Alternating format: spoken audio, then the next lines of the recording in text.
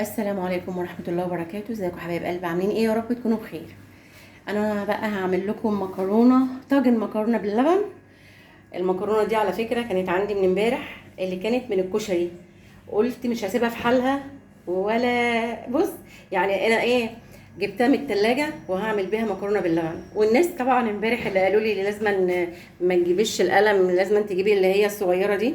انا على فكرة ما بشتريش حاجة من بره، كله من مطبخي، وما بشتريش حاجة ومفيش تكلفة. فاللي موجود عندي بعمله. ما بشتريش بقى يعني حاجات معينة، لا. انا بشتغل من عندي من المطبخ بحاجات بسيطه وسهله. وطبعا المكرونه دي فايده من امبارح من الكشري، قلت مش هسيبها في حالها طبعا. فهعمل لكم بيها طاجن مكرونه بلبن. ونبدا كده بسم الله. دي كوبايه لبن بنشا، ودي كوبايه سكر مطحون، وده كيس لبن، وده معلقتين سمنه. وهنقول بسم الله. ودهنا الطاجن اهو من تحت.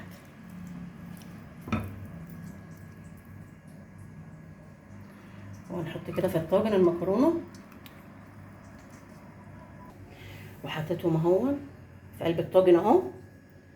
هنزل بقى عليهم باللبن والنشا. بسم الله الرحمن الرحيم.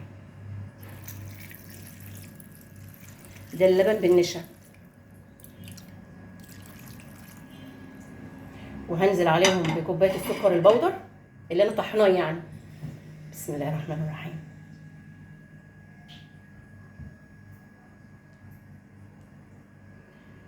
وهننزل بمعلقتين السمنه.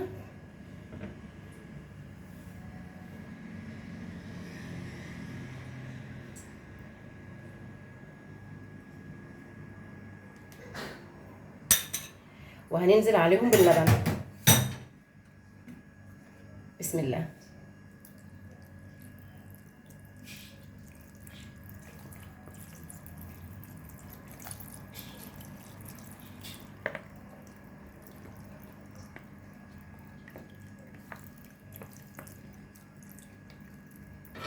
واهو يا حبايبي اهو، حطيت كله كده في الطاجن اهو.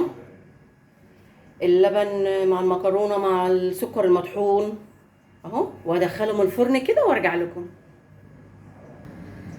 وهوريكم احلى طاجن مكرونه ممكن تدوقوه، واحلى طاجن مكرونه ممكن تشوفوه. وهو يا حبايبي اهو طلع من الفرن اهو. طبعا حاجه كده قمر وسهله وبسيطه. وكانت المكرونه عندي طبعا انتوا شايفينها فايده من الكشري من امبارح، قلت اما استغلها بقى واعمل طاجن كده باللبن. اهي جميله اهي. والف هنا وشفا على اللي اكل، والف هنا وشفا على اللي شاف.